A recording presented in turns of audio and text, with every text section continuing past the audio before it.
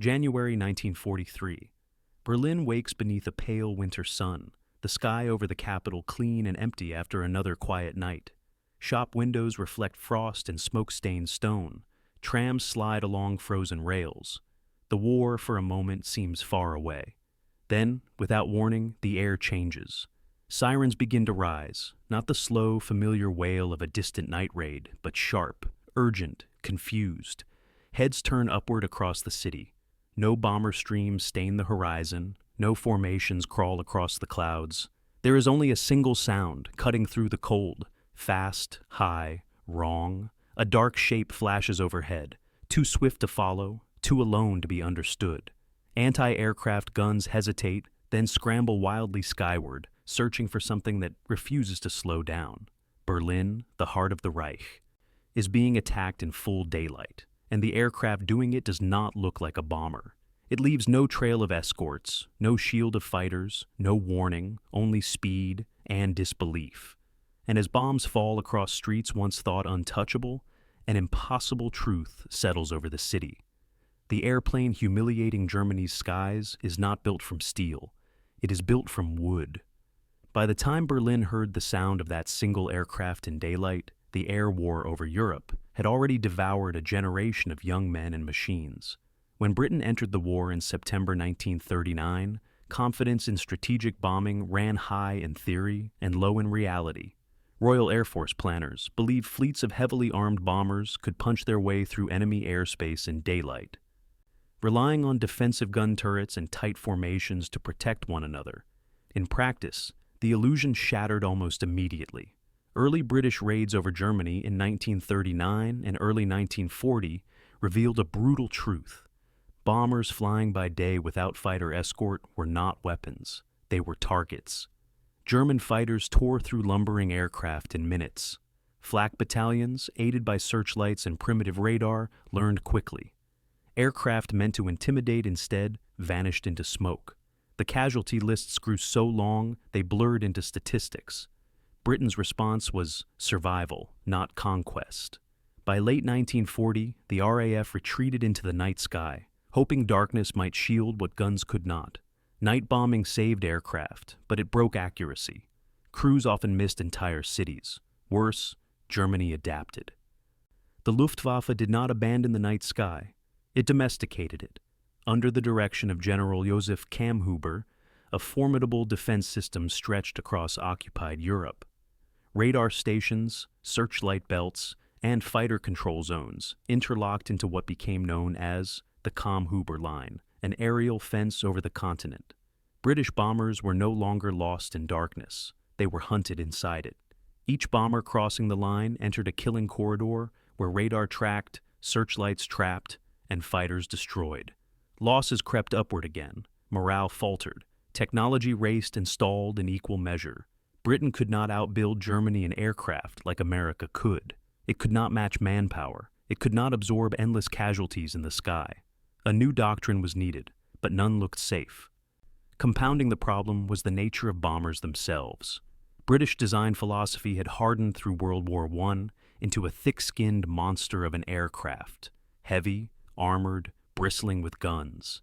The idea was simple, survival through defense. But every gun added weight. Every armor plate robbed speed and range. The result was an aircraft that could fly far but not fast. High altitudes offered some protection until German fighters climbed higher. Formation flying offered overlapping fire until flak learned where formations flew. Technology and counter-technology spiraled upward together. Larger bombers, thicker armor, deadlier guns, while the kill ratios stubbornly refused to favor the attacker. And then there was Berlin itself. More than a city, it was a symbol, the administrative nerve center of the Reich. Hitler's trophy capital, heavily defended, psychologically fortified. If German cities suffered, Berlin remained distant, figuratively and literally, beyond easy reach. British bombers struggled to get there even at night, and losses were long before usefulness. By day, an attack on Berlin was considered suicidal. No escort fighters had the range. No bomber fleets could survive the defenses. The German capital became a forbidden airspace, a ghost on British maps, a reminder that Allied reach still had limits. Across Whitehall and Fighter Command headquarters, frustration metastasized into quiet desperation. Britain did not need another bomber that could merely reach Germany. It needed one that could reach Germany and survive it. Something unseen, something unexpected, something faster than fear. But speed alone was not a British design instinct. British engineers had been conditioned by 2 wars to think in armor plate and caliber size, not aerodynamic purity. When a small cadre began whispering about speed as protection, speed instead of guns, speed instead of steel, their ideas sounded reckless at best, unpatriotic at worst. They were accused of building an aircraft for a fantasy war, not a real one. Wooden airplanes were things of the past, museum relics from a forgotten age. Bombers were meant to endure punishment, not evade it. The skies over Germany were not a race course, critics said. They were an execution ground. And then there was the material problem. Britain was bleeding aluminum, factories strained to feed Spitfires and Lancasters alike. Metal shortages threatened not just production numbers, but design imagination itself. The future of British aviation was being starved at the smelter. Something had to give. For a long time, it was assumed that something would be a city. But in a small office far from bomber command briefings and casualty reports, a different question quietly took shape. What if aircraft didn't have to be armored at all? What if survival came not from resistance, but from refusal? What if airframes could run instead of fight? That question would change the war, because against doctrine, against tradition, and against ridicule, a handful of engineers in England would choose speed over steel and build a weapon the enemy never believed in until it arrived overhead. The idea did not come from desperation. It came from defiance. Geoffrey de Havilland had been building aircraft since the earliest years of flight, long before monocoque metal hulls and hydraulic turrets defined the sky. He trusted shapes more than plating, airflow more than armor, and when war engulfed Europe again, he watched British design move in one direction only, toward heaviness. Every new bomber carried more guns, more crew, more steel, and with each addition, they became slower, easier to intercept, easier to destroy. To de Havilland, the solution was not more protection, it was less aircraft. In 1938, as Europe edged toward collapse, his firm submitted a proposal to the Air Ministry that seemed almost willfully detached from reality. A bomber that would carry no defensive guns at all, no gun turrets, no dorsal mounts, no tail defense, no armor plating. Instead, the aircraft would be built almost entirely of wood, molded plywood, bonded together in smooth curves like a racing yacht. It would be lighter, faster, harder to track on enemy radar. And most dangerously of all, it would rely exclusively on speed to survive. In an age when bombers were floating fortresses, it sounded like engineering heresy. The Air Ministry dismissed it immediately. Their objections sounded rational, and were. Without guns, the aircraft would be helpless. Without armor, it would be fragile. Without steel, it would rot. Britain, they argued, did not need furniture in the sky. It needed aircraft. And so, the proposal was pushed aside, filed into a bureaucratic grave alongside hundreds of other pre-war fantasies. But war does strange things to orthodoxy. By 1940, Britain needed aircraft more than it needed arguments. The Battle of Britain had exposed how thin the island's margins truly were. Aluminum was rationed, skilled metal workers were exhausted, factories were saturated, even successful designs strained supply chains to the breaking point, and always, the death toll in Bomber Command ticked upward. Something radical began to look not reckless, but necessary. De Havilland returned with the same proposal, but now it carried urgency, and this time Britain was already bleeding. What appealed then was not the weapon, but the method. A wooden aircraft could be built not just in factories, but in workshops. Cabinet makers, piano builders, coach makers. Entire industries untouched by aircraft production could be mobilized overnight. Britain could outsource flight to its furniture craftsmen. Where metal aircraft competed for scarcity, wood offered abundance. Birch, balsa, spruce. De Havilland's engineers developed a revolutionary glue, aerolite, stronger than rivets, lighter than welds. The fuselage would be 2 molded halves, bonded together like a shell.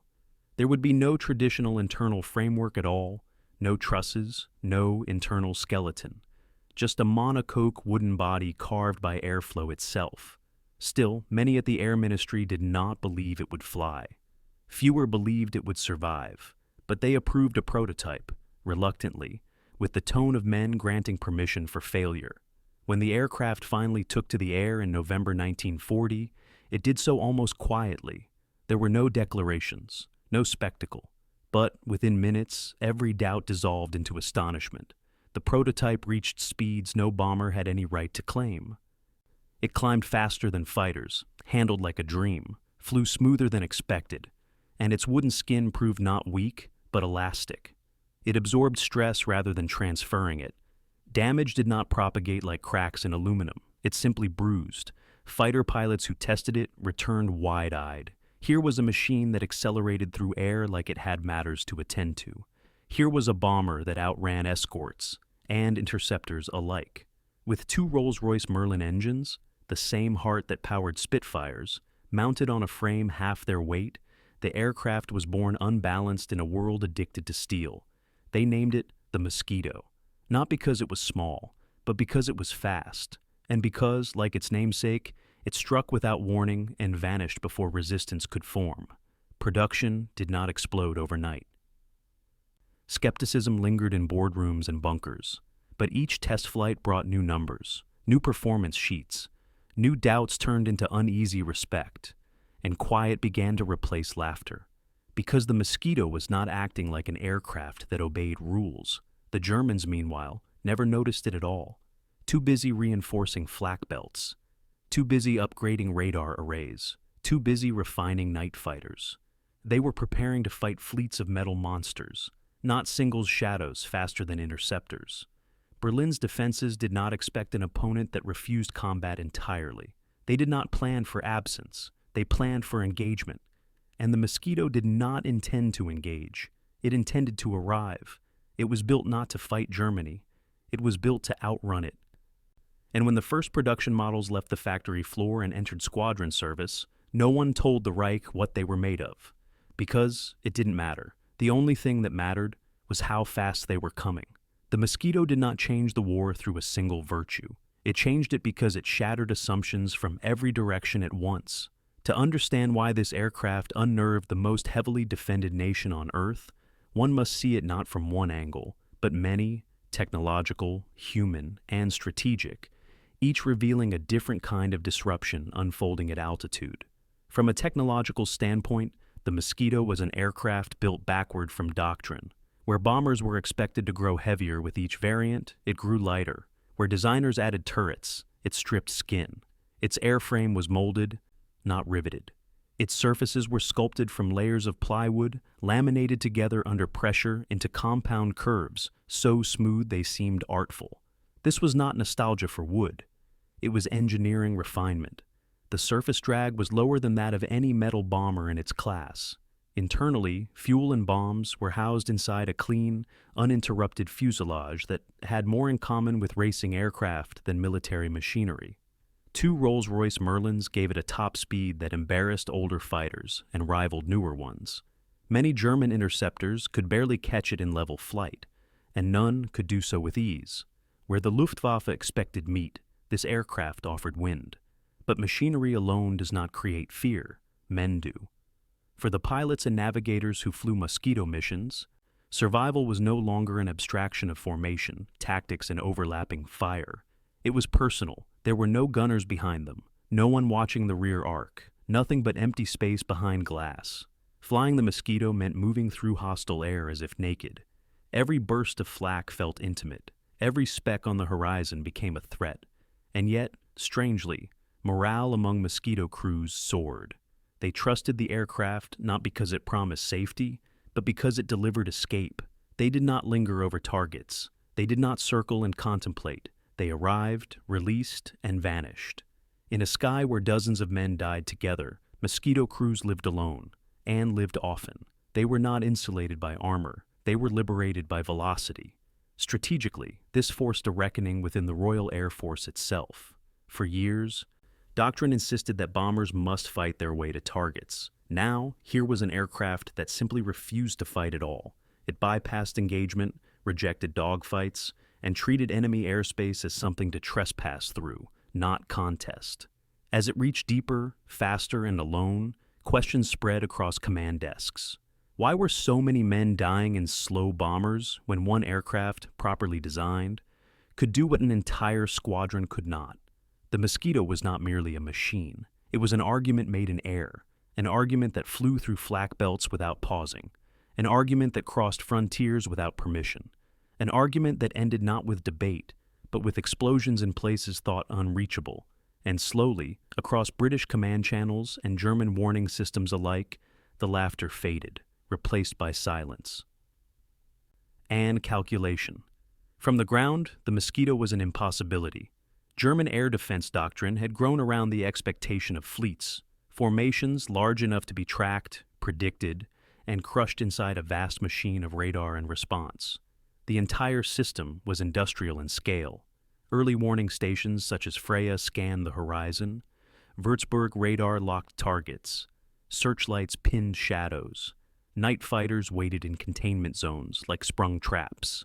Everything depended on time, detection, identification, interception. But the Mosquito seemed to break time itself.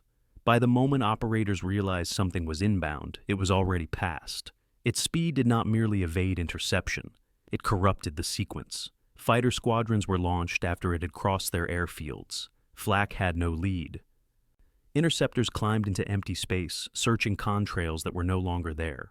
The Mosquito did not defeat German air defenses. It simply bypassed them. It treated the Reich's vast protective network not as a challenge, but as an irrelevance. And in doing so, it rendered millions of Reichsmarks worth of hardware functionally obsolete. But it was Berlin's reaction, not Germany's systems, that revealed the aircraft's true power. Berlin had been insulated psychologically long before it was defended physically. It was the capital of supposed invincibility, the city that orchestrated Europe's collapse from behind heavy stone and thicker confidence. Other cities burned, Berlin observed. Other civilians fled to shelters, Berlin issued orders. For years, British bombing avoided it not by choice, but by inability. And so, a myth hardened in the German psyche, the idea that their capital was beyond reach, untouchable, protected by distance and fear. The Mosquito destroyed that myth in minutes. When it arrived alone, in broad daylight, without escort and without warning, the symbolism was devastating. Civilians craned their necks in confusion rather than panic. Fire crews arrived too late. Anti-aircraft crews fired too high. No one was ready for an attack that contradicted everything they had been taught about war in the air. This was not a raid, it was a visitation. A reminder that even at noon, even in winter light, nowhere was safe. The bombs themselves mattered less than the method. This was not destruction by volume. It was humiliation by presence. German propaganda did not broadcast these moments. Newspapers made no sweeping claims. Newsreels showed no footage. Silence followed. The most honest admission of all. Berlin had been reached, and everyone knew it. From then on, every noise overhead meant more than weather, and every distant engine carried doubt. The Mosquito had not shattered infrastructure. It had shattered assumption. And when a nation loses faith in its sky, it begins to doubt everything beneath it. The raid that would carve the Mosquito into the memory of Berlin did not begin with spectacle. There were no mass briefings, no great armadas assembling on windswept runways, just a handful of aircraft waiting in the damp gray of an English airfield, their engines ticking softly, frost clinging to wooden skins that reflected no drama in their stillness. The date falls in the winter heart of the war, early 1943, when Britain was still bleeding in the night sky, and America was only beginning to turn industrial weight into momentum. The RAF did not announce a new era that morning. It simply dispatched the future quietly, 2 engines at a time. Inside one cockpit, maps were already memorized. Berlin was not a target on a chart. It was a forbidden word spoken carefully, as if the city itself might hear. Across the North Sea, weather builders stacked clouds like stone walls. The Mosquito slipped between them rather than above them, skimming altitude like a thrown blade. Below, shipping lanes slept. Dutch coastlines drifted past like ghosts. Radar screens attempted to shape its speed into logic, and failed. The aircraft was too fleeting to anchor, too small to fix, too fast to process. German operators reported anomalies, blips that made no sense, movements without mass. And then the Mosquito crossed the boundary. No bomber was expected to breach alone. Fighter controllers scrambled interceptors into empty sky. Pilots climbed through clouds lit only by dials and disbelief. Somewhere over Germany, flak batteries adjusted elevation for targets that refused to exist where they were expected. The system strained, not against attack, but against absence. The air defense machine had been built to crush fleets. It did not know how to kill a rumor. The final leg into Berlin unfolded in daylight. The flight did not descend toward the city. It simply maintained speed and direction until architecture assembled itself beneath the fuselage. Lakes and forests gave way to veins of road and rail, and then, suddenly, the city emerged in full clarity, laid out below like a map, canals glinting, rooftops rolling outward, monuments rising through pale light. Berlin had no bomber stream to warn it, no curtain of contrails, no forewarning thunder, only one aircraft. And it was already inside the city's breath. Below, civilians stepped from trams. Clerks looked out windows. Soldiers crossed streets unaware. This was not night. This was not fire from the sky.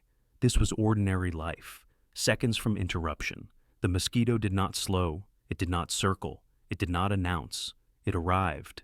And when the pilot aligned the aircraft over its target, Berlin did not yet know it was under attack. But the city was about to feel it. There was no hesitation over Berlin. The Mosquito had not come this far to admire geometry. As the aircraft streaked above the city, its bomb bay doors opened as cleanly as if over open water. Below, the capital of the Third Reich lay exposed in winter clarity. Ministries, radio buildings, rail depots, housing blocks, all woven together in the quiet arrogance of a city that had not known fear from above. And then the bombs fell. There was no rhythm to it, no rolling thunder of a bomber stream, no cascading impact wave, just a handful of detonations spaced by seconds, sharp and sudden, tearing holes in a morning that had begun like any other. Debris leapt into air that still carried the smell of fresh bread. Windows blew inward. Sirens, too late, always too late, howled into a sky already emptying. Anti-aircraft guns exploded into action beneath a target that had already passed. Berlin's flak batteries fired wildly upward, tracking echoes. Fighters converged on coordinates that no longer held anything. The Mosquito had done what it was designed to do: arrive, strike, and dissolve. By the time Luftwaffe interceptors reached altitude, they found a vacancy where certainty should have lived. Berlin had been bombed in daylight, not by hundreds of aircraft, not by armadas, by one. Throughout Reich command structures, disbelief turned abruptly into rage. Hitler demanded explanations that could not be given. How had an aircraft crossed the entirety of German airspace alone? How had it arrived unchallenged? How had the capital been violated without prelude? There were no comforting answers, only whispered mentions of speed, of radar shadows, of a machine that did not behave as aircraft were supposed to. For British planners, the impact ran deeper than damage assessments. They had not merely struck Berlin, they had slipped inside it. A question now hovered over Bomber Command that had never existed before. If one aircraft could penetrate the Reich, what might 50 do? If defenses could be bypassed rather than broken, why continue bleeding air crews against walls of flak? The Mosquito had not only bombed Berlin, it had bombed a doctrine.